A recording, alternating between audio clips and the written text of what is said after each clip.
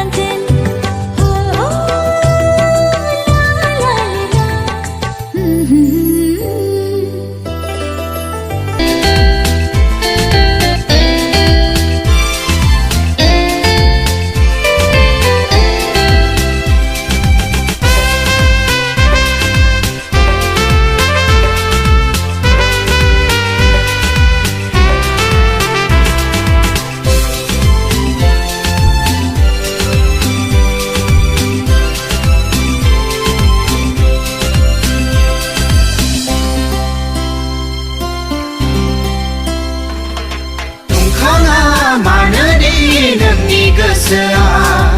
गोजोन बै सोरगोआव थांनो हास्थाया दुंखाङा मानोदि नोंनि गोसोआ गोजोन बै सोरगोआव थांनो हास्थाया थुथांनि दावबायलांनि बरफुनि नुहुरनाय बै हाजोआव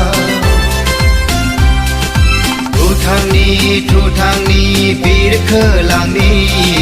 फोरबोनि खामिग्रा बै सोरगोआव